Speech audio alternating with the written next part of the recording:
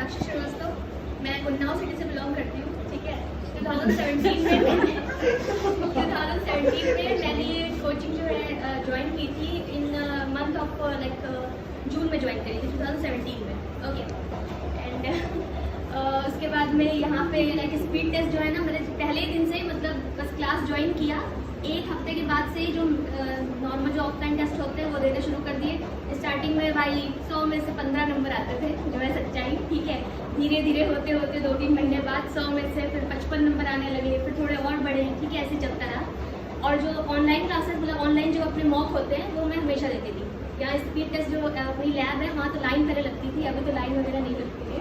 So line पहले लगती थी, लाइन में लगना होता था, एनरोल कराना होता था, तो आके मैं टेस्ट देती थी। बहुत कम मार्क्स आते थे, ऐसा दिल टूट जाता था लेकिन कुछ नहीं, मैंने कहा और प्रोग्रेस करते हैं क्योंकि गलती से ही सीखना होता है, ठीक है। फिर शाम में जब घर पहुँचते थे तो फिर से वही मॉक जो है सॉल्व करना होता था, ये अपना टारगेट होता था कि इसको सॉल्व करना है।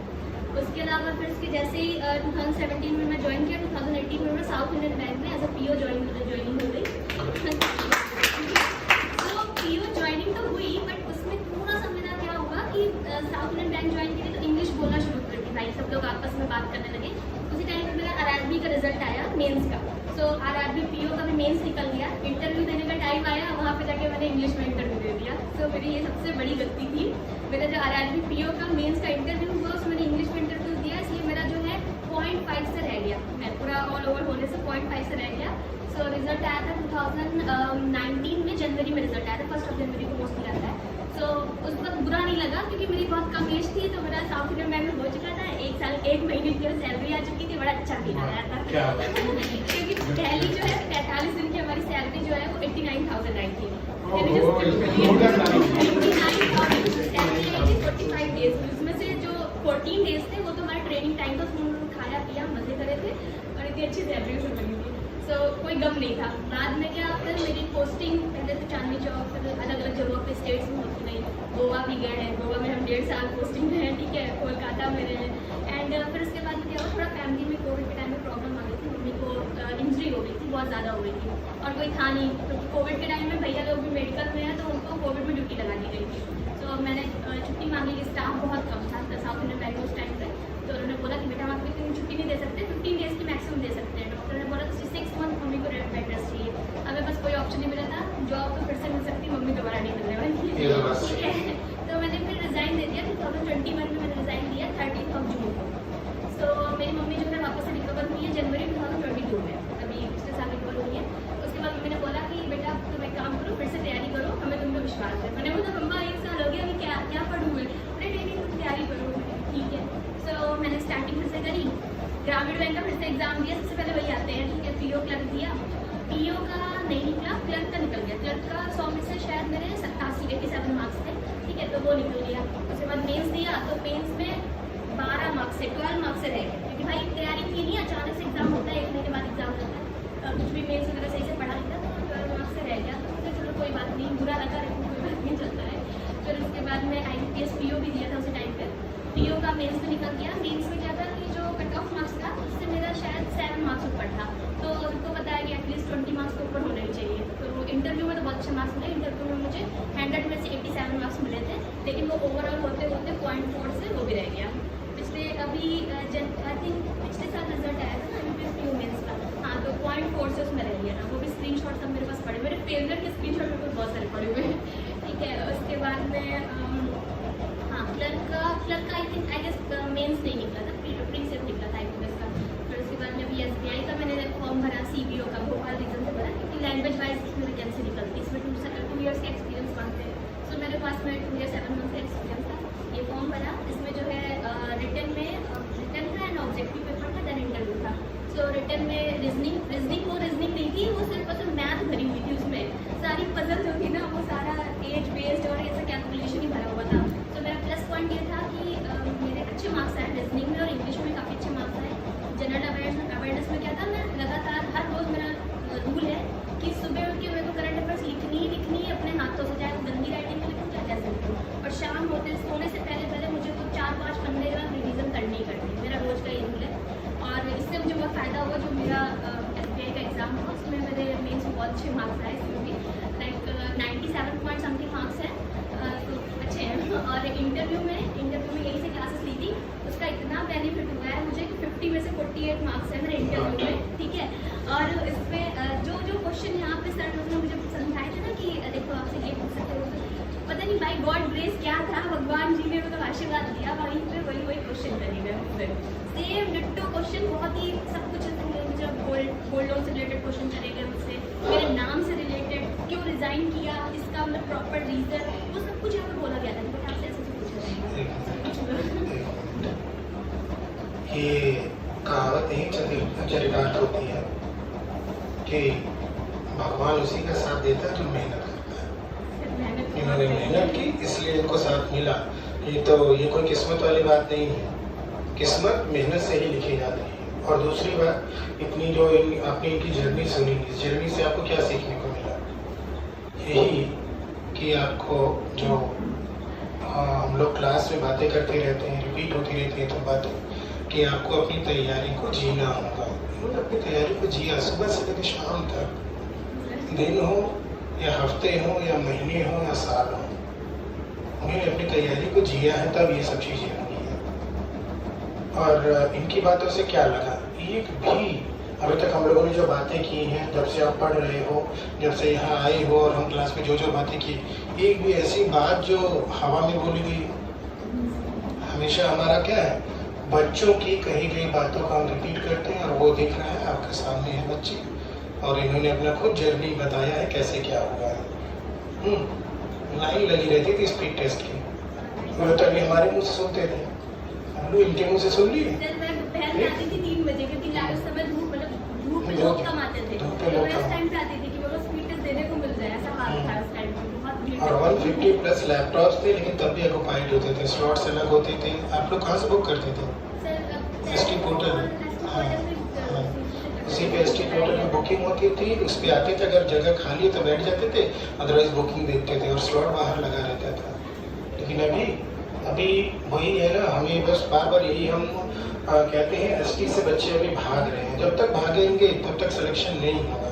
ये हम लोग कहते कहते अभी तक तो थक तो चुके हैं, लेकिन हिम्मत नहीं हारेंगे। वो वहाँ लेकर आएंगे कोविड के पहले का, और लेकर के आएंगे 80% माहौल आ चुका है, 20% बस थोड़ी सी मानसिकता बनाई जाएगी, वो आएगा, जरूर आएगा, और सिलेक्शन होंगे अच्छे खासे होंगे, उसमें कोई दो राय नहीं। तो इनसे बस यही सीखने को अभी तक मिला है कि अगर आप एक बार अपनी जो करियर की जर्नी अगर बीच में रोक दे रहे हैं, तो रीस्टार्ट करेंगे, तो ये कोई बड़ी बात नहीं है। और दूसरी बात जो हमें सीखने को मिली इनकी स्टोरी से, कि कोई भी जॉब छोटा या बड़ा नहीं होता। जिस जॉब को आपने किया, वो जॉब एक प्लेटफॉर्म तैयार करता है एक हायर अच्छे जॉब के लिए। 2 साल 7 महीने का एक्सपीरियंस इनका काम आया SBI में। बात समझ रहे हैं? अरे यार, क्लर्क में सिलेक्शन हो, क्लर्क वाला नहीं करेंगे, हम नहीं, हम सीधे PO करेंगे। ये भी मानसिकता है बच्चों की। क्या करेंगे इसका? अरे भाई, सब कुछ अगर आप ही को डिसाइड करना है, सब कुछ खुद ही को सब कुछ करना है, किसी की कुछ नहीं सुनना है, तो फिर यहाँ क्यों आए? यहाँ जो बातें बताई जा रही हैं, क्या हवा बताई जा रही है? कुछ चीजें बताई जा रही तो प्रैक्टिकल हो चुके हैं, कोई कहानी नहीं सुनाई जाती है। और देखो, हमारी बातों को और बल मिला क्योंकि सताक्षी यहाँ खड़ी है, इसलिए SBI PO का भी मेंस निकल गया है। जो रिजल्ट आया था अभी आया है, रिजल्ट 2-3 दिन पहले रिजल्ट आया है, तो उसका भी निकल गया। तो देखिए, अब लाइन लगी कि नहीं लगी। हमने क्या कि बैंक फिर आपको नहीं चूज करेगा, आप बैंक चूज करेंगे, आप जॉब चूज करेंगे, और ये लाइन हमारी आप लोग के सामने हमेशा रहती है, और ये विश्वास इन्हीं लोग का दिया गया है।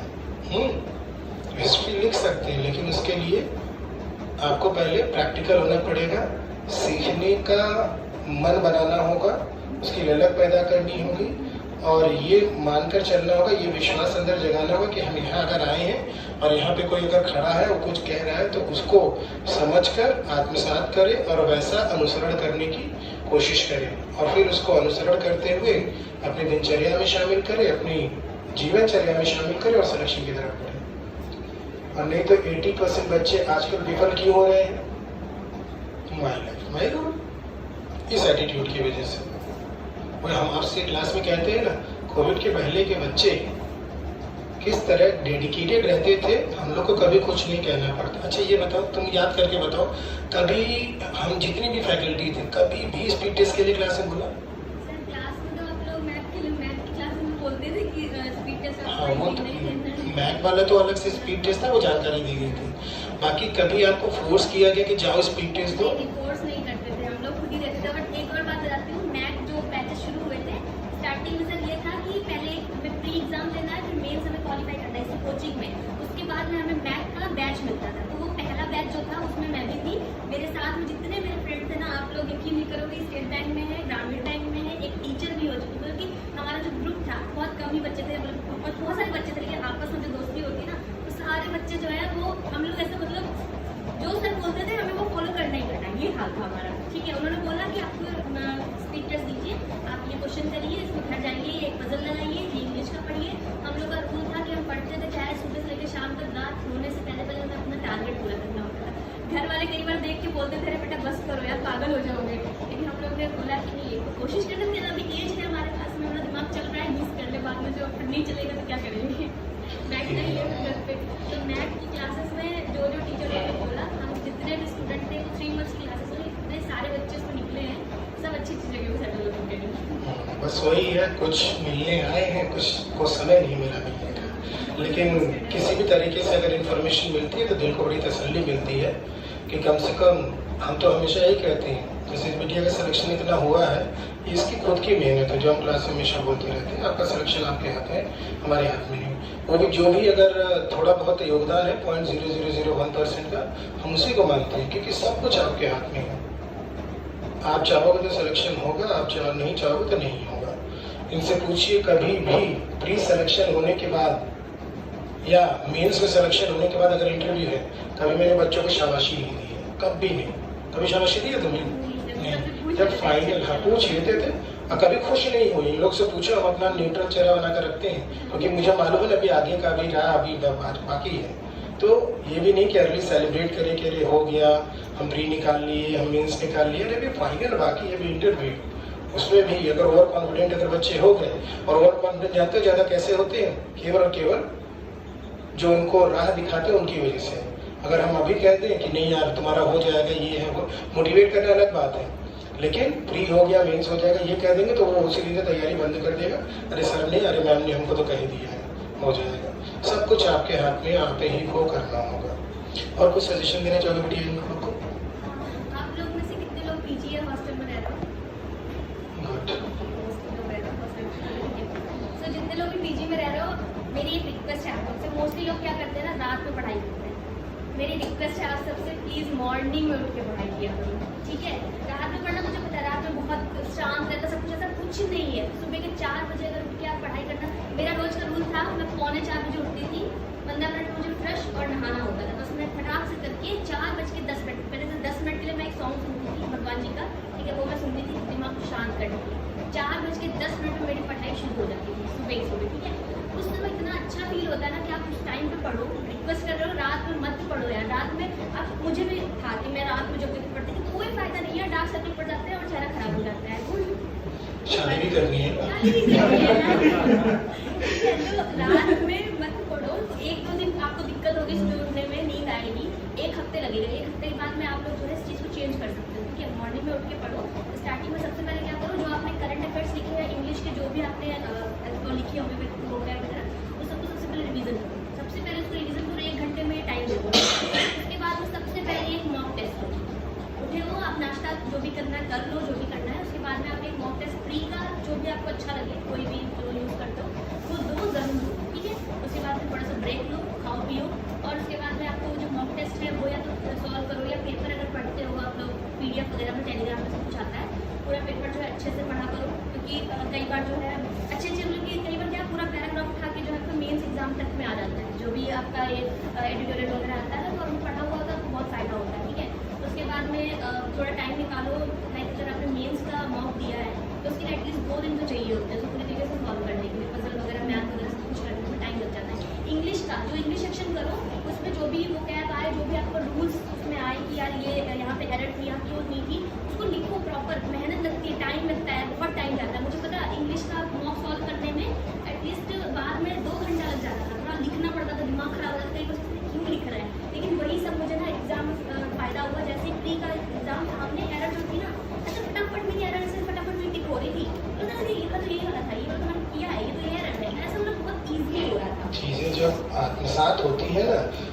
माइंड जब नेचुरल काम करने लगता है तब ये सब चीज़ें अपने आप होने लगती है। अच्छा हाँ, एक क्वेश्चन तुमसे पूछा था बेटा कि रात को क्यों नहीं पढ़ना चाहिए, क्या मेन कारण है? मुझे ये नहीं पता, लेकिन मैंने जो एक्सपीरियंस किया है, ठीक है, एक तो मेरे जो हमारे बड़े बुजुर्ग हैं वो मेरे बड़े भैया, जो बड़े भैया हैं, एक मेरे लैब टेक्नीशियन है, वो सरकारी जॉब है, और एक जो प्राइवेट है, ठीक है। उन्होंने क्या कहा, उन्होंने मुझसे एक दिन कहा कि बेटा देखो, मैं जो हूँ मैं सही से पढ़ा लिखा नहीं हूँ, मैंने थोड़ा बहुत जो भी ऐसे करके नजर से निकाल लिया, तो उन्होंने बोला, लेकिन उन्होंने मेरी सबसे बड़ी पावरफुल ये चीज़ थी, अब आपको पता नहीं रिलीजियस हो कि नहीं हो, मुझे पता नहीं होता, ठीक है। उन्होंने बोला कि मॉर्निंग में मैं सबसे पहले सूर्य देव के निकलने से पहले मैं उठ जाता हूँ, इसलिए आज देखो मैं तुमसे ज़्यादा और बड़े भैया से ज़्यादा कमा रहा हूँ, ऐसा उन्होंने मुझसे बोला।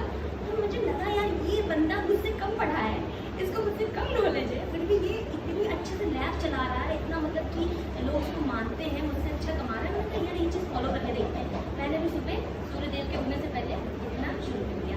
लाइफ में कैसे चेंजेस आए हैं कि एक साल के अंदर अंदर थोड़ा बहुत फेलियर भी है, थोड़ा बहुत हर किसी को मिलता है ना, अचानक से तो नहीं सब कुछ सही हो जाता है। तो फेलियर मिलते मिलते मिलते मिलते फाइनली मुझे स्टेट बैंक ऑफ इंडिया मिला, जो कि ड्रीम जॉब होता है मोस्टली लोगों का, ठीक है। तो पुराने लोगों की कहावत भी है कि आप सुबह उठ के सुबह जो अपना ब्रेन काफ़ी तेज से काम करता है, तो आप लोग ये एक बार बस 1 महीने के लिए ट्राई करके देख लो। मैं ऐसे नहीं बोल रही कि फॉलो ही करो, 1 महीने का ट्राई करके तो देखो। कह के बहुत थक गए हैं, तो हो सकता है तुम्हारी बात मानी है, क्योंकि मैंने क्योंकि एक्सपीरियंस रात में कोशिश करी है, लेकिन देखो रात में जब पढ़ते थे तो जो RBI क्लर्क का दिया तो 12 मार्क्स से रह गया, और सुबह वही पढ़ना शुरू किया तो कितने अच्छे मार्क्स आने शुरू हुए। मैटर करता है डिफरेंस देखेंगे आप, जब आप करना शुरू करेंगे डिफरेंस जरूर, इसको करके ही डिफरेंस देख सकते हैं। और इसके बारे में हम लोग क्लास में डिस्कशन भी कर चुके हैं। माइंड को नेचुरल बनाना जरूरी है। जब तक आपका बॉडी और माइंड दोनों नेचुरल वर्क नहीं करेंगे, you will be not able to get it true success. काम चलाओ हो जाएगा, वो बात अलग है, रगड़ रगड़ के कर लिए वो बात अलग है, लेकिन जो एक कोहेरेंस होना चाहिए ना, जिस तरीके का इन्होंने मेंटेन किया है, success is a never ending process, और इस बात को इन्होंने साबित किया है। Success is never ending process है बेटा, वो तो जब तक जिंदा रहोगे तब तक लगा रहेगा, एक के बाद एक अचीवमेंट, एक के बाद एक अचीवमेंट, ये होता रहेगा।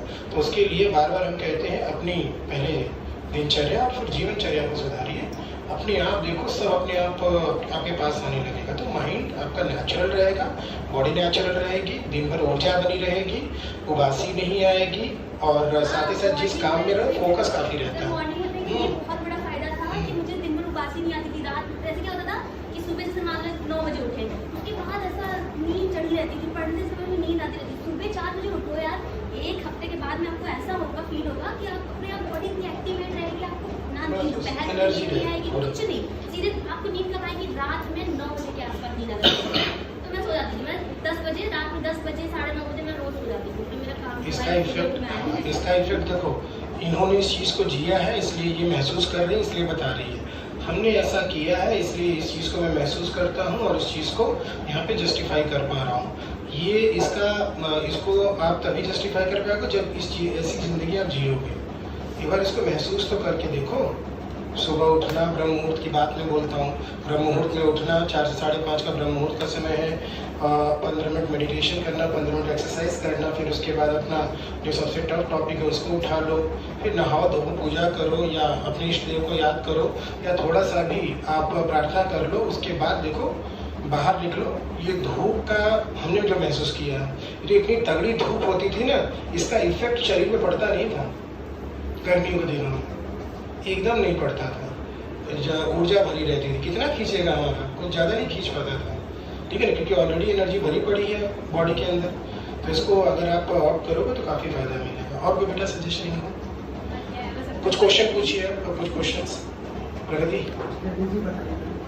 हाँ, स्ट्रेटजी तो यार यही है कि सबसे पहले अगर आप कोचिंग जैसे आए हो, कितना टाइम हो आपको आया हुआ कोचिंग? 4 महीने में। मॉक कितने देते हो एक दिन में? 1 मॉक देते हो एटलीस्ट, ठीक है। जब प्री एग्जाम होने वाला हो तो आप 1 महीने पहले एटलीस्ट 3, मैं क्या करती थी, मैं आपको बताती हूँ, प्री एग्जाम से 15 दिन, मतलब 1 महीना पहले मैं 1 दिन में 5 मॉक देती थी प्री के, ठीक है। तो इस तरह से क्या है, स्ट्रेटजी क्या है, आप जितना मॉक दोगे ना आपको उतना ही फायदा होगा। मॉक दो प्लस 1 घंटा लो उसको सॉल्व करने के लिए, ठीक है। मेंस का क्या है, और लेकिन हाँ, जब प्री एग्जाम तैयारी कर रहे हो तो मेंस का जो जी है ना उसे मत भूलो। करंट अफेयर्स ज़मीन पढ़ो, चाहे थोड़ा टाइम निकाल के पढ़ो। कई बार होता है प्री के एग्जाम से 3-4 दिन पहले आप छोड़ सकते हो, कोई बात नहीं, लेकिन उससे पहले जो है किसी भी दिन मेंस का जो है तो इसको जी को जरूर पढ़ते हो। और मॉक पे सब कुछ बेस्ड है। दूसरा, टीचर जो बोल रहा है उसको प्लीज़ फॉलो करो, वो जो बोल रहा है वो सच बोल रहा है। हमें स्टार्टिंग में लगता है कि नहीं यार इनको क्या है, तो पढ़ा रहे हैं अपना ऐसा फीस, कुछ नहीं है, वो आपके भले के लिए ही बोल रहा है, उसको फॉलो करो, आपको फ़ायदा ही होगा। बस मॉक पे बेस्ड रहो, टीचर जो पढ़ा रहा है उसको ध्यान से पढ़ो और अपना जो करंट अफेयर्स उसको कंटिन्यू बस। कितने दिन के बाद आपका फर्स्ट सिलेक्शन हुआ था तैयारी शुरू करने के बाद? 2017 में मैंने जून में यहाँ पे ज्वाइनिंग करी है, और जून में मई मंथ में मैंने ज्वाइनिंग करी है, ठीक है। जून में, जुलाई में, अगस्त में, शायद अगस्त में एग्जाम होता है ना ग्रामीण बैंक का, तो मेरा प्री जो था पीओ और क्लर्क दोनों निकल गया था 2 महीने 3 मंथ्स, विदिन 2 और 3 मंथ्स ऐसा बोल सकते हो। रीज़न यही था कि मैंने जैसे कोचिंग आई, मैंने 1 हफ्ते बाद से मॉक देना शुरू कर दिया था। मैंने बताया ना, पहले दिन मेरे जो है 15 नंबर आए थे 100 में से, कोई बात नहीं, मैंने देते रहे, क्योंकि क्या होता है ना इसमें ग्रामीण बैंक वाले में इंग्लिश शायद नहीं आती ना, मैथ और रीजनिंग आती है, तो आप इतनी प्रैक्टिस कर डालो कि अगर एक दिन में 3-3, 4-4 मॉक दे रहे हो, कैसे नहीं प्रैक्टिस होगी, ये चीज़ है, कैसे नहीं होगी, क्या करना है। पीजी में हो, खाना मिल रहा है, सब कुछ मिल रहा है, बैठ के पढ़ना ही तो है ना, पढ़ लो यार, क्या कर रहा है। और सबसे मेरे मतलब कि काफ़ी सारे फ्रेंड्स बोलते थे कि मैं बाहर मतलब दोस्तों के साथ घूमने नहीं जाती थी, तो वो गुस्सा करते थे कि तुम कितना पढ़ोगी, क्यों नहीं जाती हो, ये वो। मैंने कहा ठीक है ना, पैसे कमाएंगे तो जाएंगे ना, अभी फिलहाल कंटेंट दूंगा, अब आप सर जाएंगे। हम जाएंगे कि जाते रहे? नहीं, अभी इस टाइम पे नहीं, अभी नहीं जा रहे। और जब साउथ इंडियन बैंक पे हो गया तब घूमना फिरना नहीं शुरू हुआ? सर तब तक गोवा में थे, तो गोवा घूमी तो स्टाफ के साथ में घूमना फिरना। आप पीजी में रहकर पढ़ी हैं? हाँ? पीजी में रहकर पढ़ी हैं आप? हाँ, यही पे मेरा घर गुड़गांव में है, ये पास में पीजी और पे लेकर पढ़ रहे थे। और कोई क्वेश्चन? Anyone else? मतलब ऐसा भी होता है कि कभी कभी मतलब थोड़ा सा बाहर भी घूम लेना चाहिए माइंड फ्रेश करने के लिए, ये भी सही है। हाँ, अगर आपको ऐसा पसंद है तो आप घूम सकते हो। मेरा क्या था, मैं म्यूजिक सुनती थी, दूसरा मैं मंदिर जरूर जाती थी सुबह। शिव जी को एक लोटे में जल लेके शिव जी के पास जाती, तो वो मेरे बेस्ट फ्रेंड ऐसा टाइप की है, तो मैं जाके उनसे बातें करती थी। अब कोई भी देखेगा तो शायद सोचेगा कि पागल है, की बात कर रही है। देखिए, अपनी अपनी आस्था और अपना अपना विश्वास होता है, और हर किसी का, ये लंगर नहीं जिसे कहते हैं जहाज का लंगर, वो लंगर जहाँ पड़ जाए, जिसके जो हमारा पाइवोट पॉइंट है, जहाँ पे हमारा विश्वास स्थापित हो जाए, बस हम वहीं जाते हैं। और जब हम ज़्यादा दुखी, ज़्यादा परेशान या ज़्यादा हमें ब्लेसिंग चाहिए होती है तो वहीं पे जाते हैं हम लोग। और वो किसी भी रूप में हो सकता है, वो अल्लाह के रूप में हो सकता है, वो शिव जी के रूप में हो सकता है, वो माता पिता के रूप में हो सकता है, वो बड़े भाई के रूप में हो सकता है, वो दादा दादी के रूप में हो सकता है, किसी भी रूप में हो सकता है। आपका विश्वास जहाँ टिक जाए, बस उसको मान कर आप आगे बढ़िए, ठीक है। और माता पिता के बाद एक और नाम जो हम लेना भूल गए, नहीं तो जस्टिफाई नहीं होगा, गुरु भी हो सकते हैं, वो कोई भी हो सकता है, ठीक है ना। तो उनको अगर ध्यान में रख के करते हो, आइडियल मान के तो काम करो। लेकिन आजकल का क्या है, आप देख ही रहे हो, कोई किसी को आइडियल बनाता है, कोई किसी को आइडियल बनाता है, भले वो उनके सेक्टर का ना हो, वरना उनको कुछ और है, लेकिन आइडियल के रूप में कौन है? विराट कोहली। बनना कुछ और है और आइडियल के रूप में विराट कोहली। हाँ, बैंकिंग की तैयारी कर रहे हैं, हमारा आइडियल कौन है? सलमान खान। कहाँ मतलब है इसका, कहाँ से जस्टिफाई होता है? हाँ, एक्टर बनना है तो बात समझ में आती है। हाँ, तो नहीं, उनकी एक्टिंग का हम आदर करते हैं, सम्मान करते हैं, इसलिए आइडियल मान रहे हैं, और वैसे ही हमें, वो बात अलग है। ठीक, और कुछ एनिमल्स? और आप बीच बीच में कोई और भी एग्जाम देते थे कि बस बैंकिंग का ही देते थे? मैं बैंक पे फोकस किया था। मैंने एसएससी का एग्जाम स्टार्टिंग में दिया था, प्री निकल गया था, मेंस भी निकल गया था, सीजीएल का मेरा। लेकिन सीजीएल में मैं जो मेंस आया, मतलब मेंस ऐसे दे आई थी, ठीक है, मतलब मैथ वगैरह सब बताती थी, तो दे आई थी। इंग्लिश बहुत अच्छी मेरी हुई थी मेंस में। मैथ में क्या था कि सब जियोमेट्रिक वगैरह जो वैसे क्वेश्चन आता है, तो जो थोड़ा बहुत कर पाए थे, तो क्या हुआ था कि मेंस में मेरे कट ऑफ से 5 मार्क्स ऊपर थे जनरल कैटेगरी में। तो मुझे पता था आगे का क्या होगा, मुझे एक्चुअली पता नहीं चला आगे क्या हुआ, मुझे नहीं पता, मैंने कभी इसका रिजल्ट फिर आगे देखा नहीं क्या सीन होता है। मैंने बताया मैं मॉक लगाती थी, मॉक में इतने क्वेश्चन होते हैं, इतने वैरायटी के क्वेश्चन होते हैं कि आपका दिमाग ना ऐसा घूम जाएगा कि क्या बोल रहा है। नोट्स का भी इंपॉर्टेंस समझ रही, नोट्स का क्या करना चाहिए, जो क्लास में पढ़ाया जाए उसका क्या करें? अच्छा, जैसे कि सर लोग जो पढ़ाते हैं, वो आप जो जैसे कि मैथ क्या करती थी ना, मैं पहले रफ में जो सर मैथ का क्वेश्चन आया तो मोस्टली बच्चे फोटो खींच लेते, फोटो खींच लो और रफ में आप उसे नोट कर लो, ठीक है, जो भी आंसर है। घर जाके शाम में एक बार अच्छे से उसको बनाओ, क्वेश्चन को अच्छे से लिखो, राइटिंग से उसका आंसर लिखो।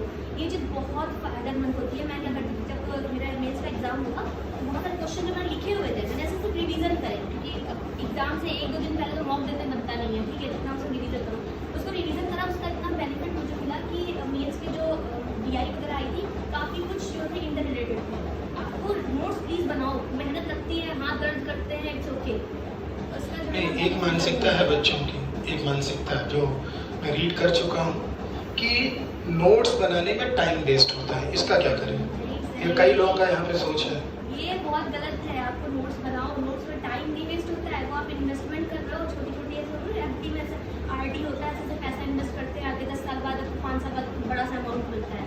वही है, नोट्स प्लीज़ बनाओ, मेहनत लगती है, थोड़ी तो लगेगी यार, पूरे दिन क्या 24 घंटे किसी के पास है, मैं कर सकती हूँ, आप लोग नहीं कर सकते, हर किसी के पास 24 घंटे सेम घड़ी है सबके पास। बहुत अच्छा शब्द इन्होंने यूज़ किया, इट्स एन इन्वेस्टमेंट, जिसका रिटर्न आपको बाद में मिलेगा एग्जाम के पहले।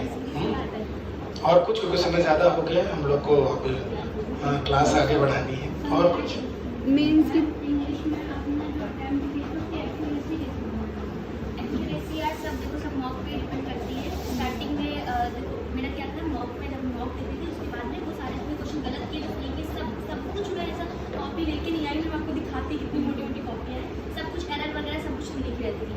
धीरे धीरे क्या होता है उसमें इम्प्रूवमेंट होता है। जब आप अगला मॉक देने से पहले अपना जो है जो नोट्स बनाना है उसमें रिवीजन करो, ठीक है, रिवीजन करने के बाद में 1 घंटे बाद आप फिर से मॉक दोगे तो आपके 1-2 मार्क्स बढ़ के आएंगे। एक्यूरेसी मेरी हमेशा अच्छी रही है, इंग्लिश में बहुत अच्छी रही है, बिकॉज क्योंकि मैंने हर एरर को लिखा है, समझा है। मैं वही बता रही हूँ, एग्जाम दिया, इंग्लिश के क्वेश्चन ऐसे आंखों के सामने से निकल रहे थे, और रीडिंग मेरा क्या था, मैं अखबार जो है ना, अखबार मुझे पढ़ने में ऐसा स्टार्टिंग में 2.5 घंटे लगता था जब मैंने स्टार्ट करा था, अब मुझे 1.5 घंटे में पूरा अखबार पढ़ लाती हूँ। उसमें मेरे पॉलिटिकल न्यूज़ होते जो कि आपको नहीं पढ़नी है, मुझे पॉलिटिक्स वाला थोड़ा अच्छा लगता है पढ़ने में, नोटिंग चला करती थी ठीक है, तो थोड़ा बहुत मैं पढ़ लेती हूँ, आप लोगों को मत पढ़ना, लेकिन टाइम लगता था पहले पढ़ने में, अब मुझे कम लगता है। उसका रीडिंग का ये फ़ायदा होगा, जब मेंस का मॉक मेंस में क्या होता है, बहुत बड़े बड़े आपके पैराग्राफ आते हैं, आप उसको अच्छे से पढ़ोगे तभी आप आंसर कर पाओगे। तो रीडिंग आपको हैबिचुअल बनाने में वो सुबह अगर उठोगे ना, सब काम 9 बजे से पहले सब काम हो जाएगा, सुबह के 9 बजे से पहले आपको यकीन नहीं होगा कि इतनी जल्दी सारा काम हो गया। मैंने एक्सपीरियंस किया है ना, 9 बजे उठना और 9 बजे तक से निपटा देना बहुत अलग चीज़ होती है। अब इसको मैं कंक्लूड कर रहा हूँ, कुल मिला जुला के बस यही है, सब मिला जुला के यही है, जो लास्ट कंक्लूजन यही है। आपने हाईवे में कभी सफ़र किया है? हाईवे पर ये 1-2 बार मैं एग्जाम्पल क्लास में दे चुका हूँ, ठीक। हाईवे में जब सफ़र करते हैं तो देखते हैं कि कुछ दूरी के बाद सड़क जाकर ऐसे लगता है कि बंद हो गई है, रास्ता आगे दिख ही नहीं रहा है। अब वहीं रुक जाओ, अरे यार वहाँ तो रास्ता बंद है, आगे जाइए मत करो, वहीं के वहीं रह जाओगे। जैसे जैसे आप आगे बढ़ते हो वो रास्ता ऐसे खुलता हुआ दिखता है कि नहीं? तो वही आपका जो माइलेज या जो भी आपको माइलेज तो कुछ और चीज़ होती है जो हाँ वो दूसरी चीज़ होती है। तो ये जो मन का वहम है, वहम कह सकते हैं, ये जो मन का वहम है वो दूर होता जाता है कि यार वहाँ रोड बंद है। यही आपकी तैयारी में भी है, आपकी तैयारी को आप तैयारी को लेकर उससे रिलेटेड बहुत सारे वहम अपने जहन में, अपने दिमाग में पाल के रखे हो। और ज़माना ऐसा है कि 80% लोग तो विफल इसीलिए हो रहे हैं कि मनमानी करते हैं, किसी की सुनना चाहते नहीं, ठीक है ना, माई लाइफ माई रूल वाला समथिंग लाइक दैट, ठीक है ना। तो ये दिक्कत हो जाएगा, और उस 20% में से कुछ 5-6% रह जाते हैं और कुछ लोग का हो जाता है सिलेक्शन, ठीक है। तो 80% लोगों को ही हमारा ये कहना है, आप मानसिकता न बनाएं कि यार वहाँ तो रास्ता बंद है, काहे जाए, चलना शुरू करो, मन का वहम दूर होता जाएगा। सुबह उठना शुरू करो, रात के 9 बजे तक चलो, देखो क्या होता है, उस 9 से 9 के बीच में काम दिखेगा आपको, ठीक है ना। सुबह उठो, अपना दिनचर्या वगैरह करके 9 बजे से पढ़ना, जो भी जैसे है, चाहे सुबह से ही पढ़ना शुरू करो, और फिर उसका इफेक्ट देखो। इसको महसूस करना होगा, इसको जीना पड़ेगा, तभी होगा, ठीक है ना। तो मेरे ख्याल से आपकी तरफ भी से भी इन लोगों को ऑल द बेस्ट है, और आप लोगों की तरफ से भी इनके जॉब के लिए all the best. Thank you.